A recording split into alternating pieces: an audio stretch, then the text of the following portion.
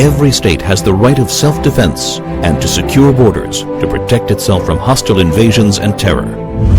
Israel is a small state surrounded by Arab countries 650 times its size, some of which are large bases of global terror.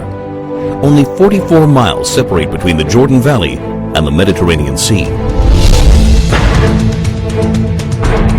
After the Six-Day War in 1967, when Israel was attacked by 4 armies on 3 fronts, United Nations Security Council Resolution 242 stated that Israel was entitled to new defensible borders to replace the previous fragile lines from which it was attacked. What are Israel's defensible borders? What are its essential security needs?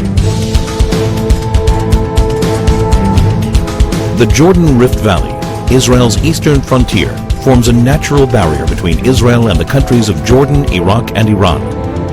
The Jordan Valley rises from an area that is 1,200 feet below sea level to a hilly ridge of up to 3,000 feet, creating a steep 4,200-foot virtual wall opposite any force attacking from the east. The growing threat of global jihad activity near Israel's borders requires it to prevent infiltrations of terrorists and weapons. When Israel left the Philadelphia corridor in Gaza, it became a highway for the infiltration of terrorists and the flow of hundreds of tons of ammunition and weaponry from all over the Arab world, aimed at Israeli civilians. The Jordan Valley is the equivalent of Gaza's Philadelphia corridor in the West Bank. To defend itself, Israel must retain control over the Jordan Valley.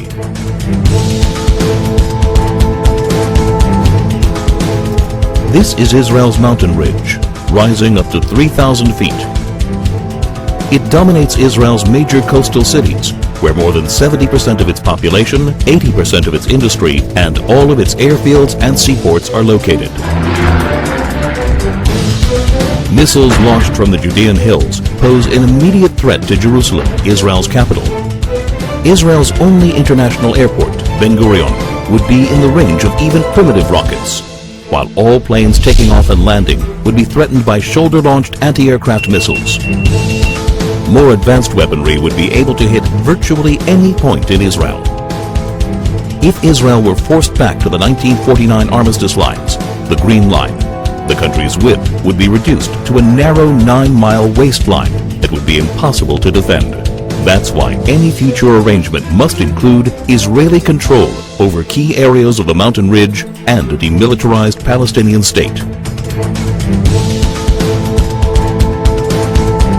Israel's narrow borders means a combat aircraft can cross the entire country in under 4 minutes.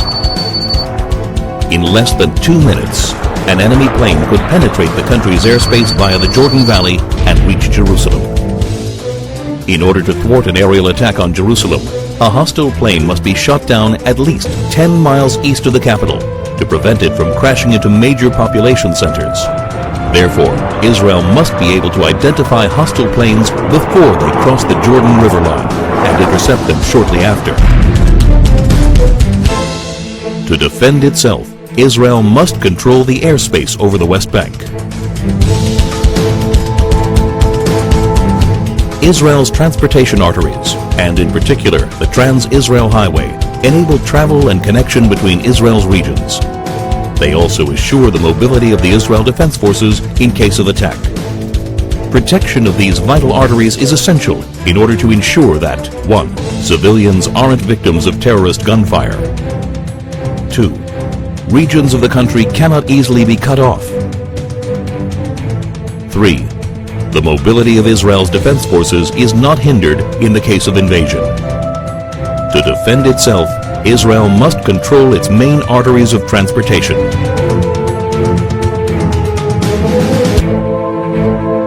There is enormous uncertainty about future trends in the Middle East. Iran is determined to become the supreme power as the U.S. withdraws from Iraq. No one can guarantee the future of many of the current regimes in the region. Today, more than ever, it is crucial to ensure defensible borders for Israel.